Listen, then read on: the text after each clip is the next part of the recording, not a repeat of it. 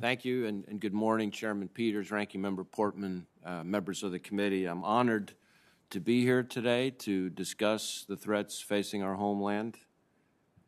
A week and a half ago, we marked a somber, really sacred anniversary in this country, 20 years since the September 11th attacks. September 11th reminds us of evil and loss, the nearly 3,000 victims taken from us that day and their families. But 9/11 also reminds us of sacrifice and selflessness, of common purpose. It reminds us of the first responders and everyday heroes, and all those who suffered illness as a result of their selfless work after the attacks, including members of our FBI family. And still, 2 decades later, our response to September 11th and the lessons learned from those attacks drive our approach to combating all the threats Americans face today. It was 9/11, after all, that turned the FBI into an agency focused on disrupting threats and taught us how to build deeper, more effective partnerships, both here at home and around the world.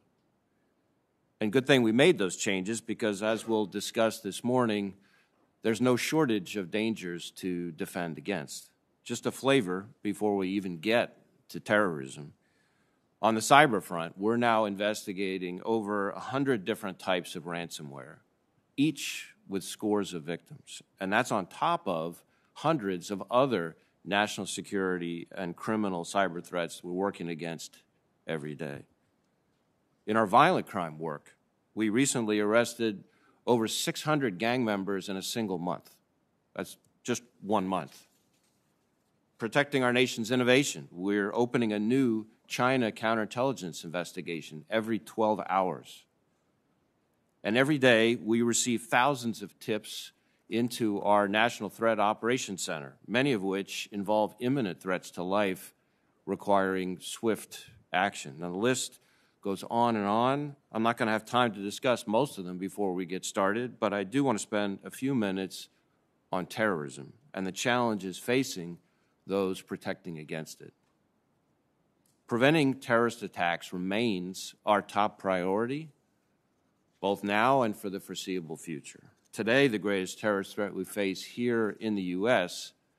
is from what are in effect lone actors. Because they act alone and move quickly from radicalization to action, often using easily obtainable weapons against soft targets, these attackers don't leave a lot of dots for investigators to connect, and not a lot of time in which to connect them. We continue to see individuals radicalized here at home by jihadist ideologies espoused by foreign terrorist organizations like ISIS and al-Qaeda, what we would call homegrown violent extremists. But we're also countering lone domestic violent extremists, radicalized by personalized grievances, ranging from racial and ethnic bias to anti-government, anti-authority sentiment to conspiracy theories. There is no doubt about it, today's threat is different from what it was 20 years ago, and it'll almost certainly continue to change. And to stay in front of it, we've got to adapt too. And that's why over the last year and a half, the FBI has pushed even more resources to our domestic terrorism investigations. Since the spring of 2020, so the past 16, 18 months or so, we've more than doubled our domestic terrorism caseload from about 1,000 to around 2,700 investigations. And we've surged personnel to match, more than doubling the number of people working that threat from a year before.